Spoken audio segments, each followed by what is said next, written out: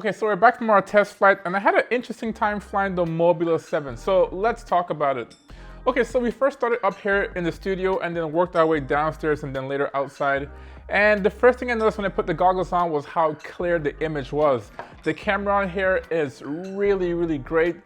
This thing looks really tiny, but it performs very well. Obviously, I'm coming from analog. I do have DJI drones, but I am coming from analog. And the difference is like night and day, as they say. So props to HDZERO and their technology, especially in these smaller drones. I do think that this is gonna be really popular in the future when it comes to HD footage and smaller whoops. So we armed the drone, took off, and my mind immediately went back to the Mobula6. It just brought me back just the way it flew. Very similar characteristics.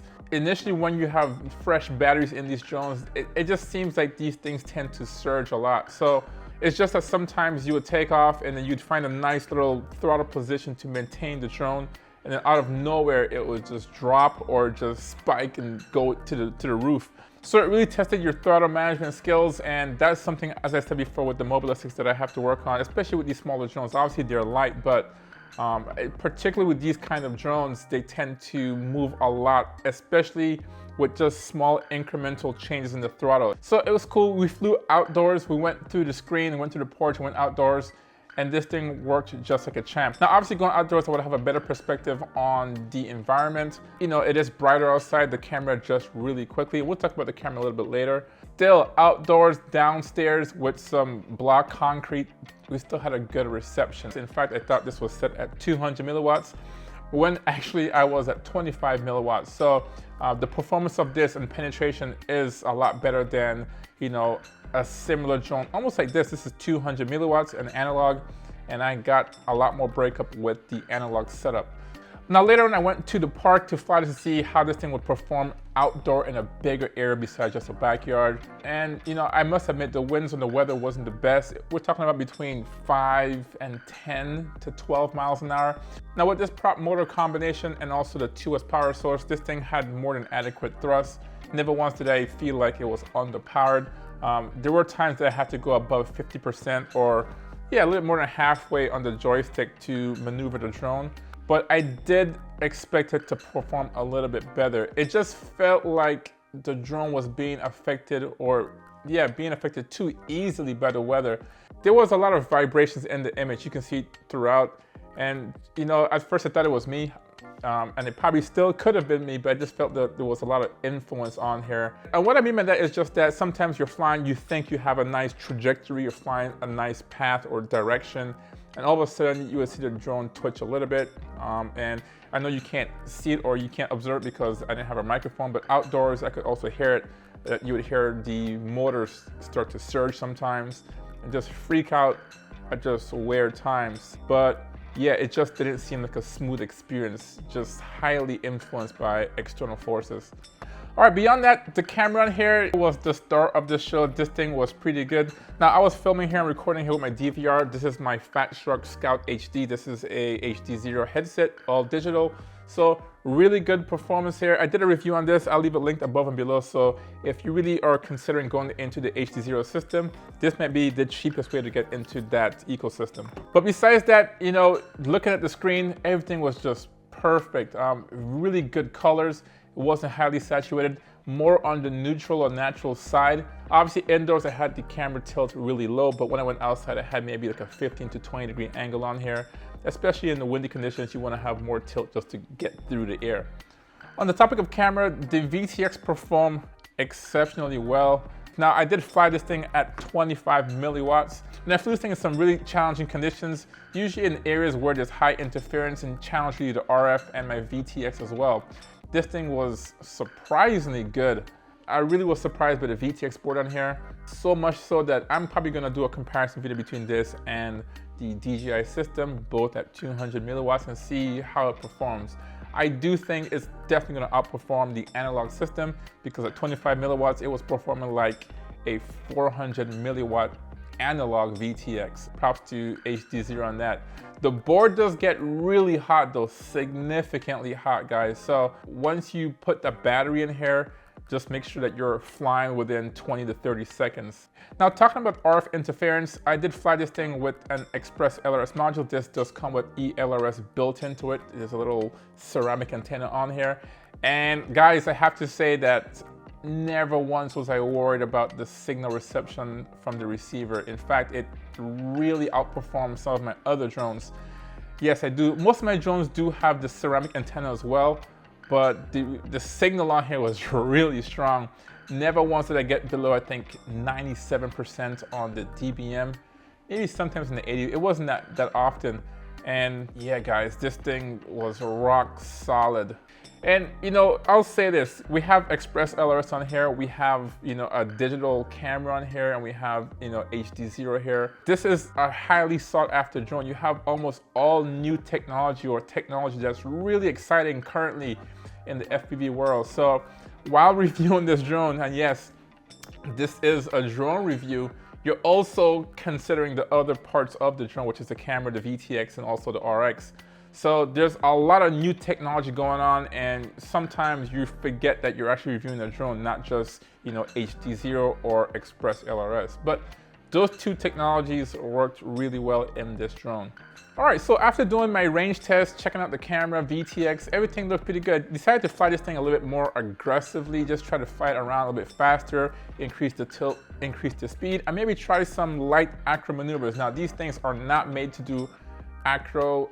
Obviously these ducks, you know, if you do a dive or a loop, then this is gonna obviously affect the airflow. But I still tried it, and sure enough, I did a few power loops. I did the first power loop, and immediately after I got out of the loop, I got some serious prop wash. Like, the drone just twitched immediately, and I was like, holy crap, that's interesting.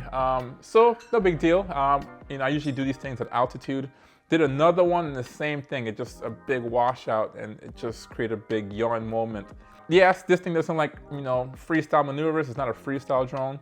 I'm sure you probably can get away with it on a calmer day, or maybe indoors. If you have the skill to do loops and rolls indoors, that'd be great. But as I said before, there's no surprise in that, just because of the nature and design of a Tinywhoop.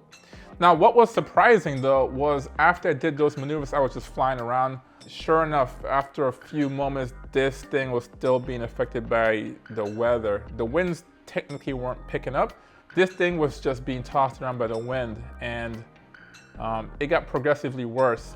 Now, if you notice in the video, sometimes I'm just flying around, just casually flying, and the drone would just twitch. As I said, I don't know, it could be the flight control. The flight control maybe needs recalibration or recalibrating. I took a look at it recently before I filmed this again, and sure enough, it looks pretty decent. The accelerometers look pretty good. I don't know how to explain it, guys. You can see it in the video clearly, to the point where sometimes I would say, okay, let me not put the input. Is it me putting the input in the controller, making it twitch? But sometimes I would get to an altitude, just flying normally, release my hands on the controls, and it would just twitch. Now, obviously I can't show you my stick inputs, but you have to take my word for it. Multiple times I'm flying, and it would do a really aggressive yaw to the left, and you can just see it being bounced around. I don't know, guys, but you know, I was really surprised by that, because it doesn't really, you know, invoke confidence. You know, when you fly a drone, especially for the first time, you want it to be confidence inspiring. You want it to do what inputs you put into the control. You want it to do that. Okay, one more thing I need to mention, which was pretty funny, or is kind of funny now, but not at the time, was I did crash this a few times, but I did lose my propellers, I want to say 6 to 7, 8 times. And I probably found, you know, 4 or 5 times the props on here and put it back on here. 2 times I lost props and I couldn't find it, so I had to go into the spare and then put new props on here. And it's kind of interesting, guys. It just flies off. You know, I obviously do my pre-flights before I fly my drones.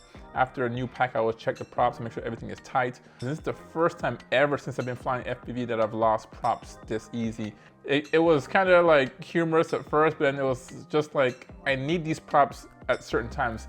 And obviously the most important time was when, you know, you crash, you're far from the drone, and you're upside down. So you put it in turtle mode, and then you realize, well, this is not gonna work. I have no props, so it's not gonna roll over. Talking on that subject, this is a cool design. you know, the way this thing looks with the clear transparent plastic. But when it's this color, which is transparent, man, these things are hard to find. So if you do get some replacements, get some colorful ones, so if you do want to reuse them, you can find them pretty easily. All right, guys, so having said all of that, what do I think about the Mobula7? Well, I think this is overall a great drone. I mean, the components on here are A+. All the components are here pretty good. We're talking about decent motors, larger propellers. We have a VTX that's powerful and is digital. You have a receiver that's Express LRS, great for long range, and all of that with a 2S power plant. So we're talking about a really impressive drone. On paper, this thing is pretty good. Now, yes, that all should work in harmony, but unfortunately, with all the twitching and influence from the external forces, you know, I wish I could have had a better experience. So as I said, this could be just a one-off, you know, situation, and this could be just my drone or my flight controller, or just it needs recalibration. But once those issues are figured out, this could be the perfect Tinywhoop. It has all the best components on here, guys. This is like a dream drone. But for a Tinywhoop, I mean, it has really all the ingredients. Everything that's popular or what we want in FPV right now is in this drone. So yeah, I think once those things are figured out, this can be the perfect drone, guys. So let me know what you think about the Mobula7. Is this something for you? Would you consider this? Is the price good? Is this a really good drone to enter the HDZERO system? In my opinion, I do think it is. Hopefully, just based upon my experience with the, you know, the receiver and the HDZERO, hopefully this is a sign of things to come in other drones, some other bind flies. It'd be great to see this coming out of the factory in some freestyle drones. And yeah, guys, you have the best of both worlds. So let me know what you think about this and the performance of the HDZERO system. Now, if you're interested in HDZERO, I've made a video on that, breaking out all the components and the aspects of this digital system. So I'll leave those videos linked right here. Now, if you want to see a comparison between the HDZERO system and DJI, hit that subscribe button there for you to be notified whenever I do drop that video. So thanks for watching, and I will see you in the next one. Peace.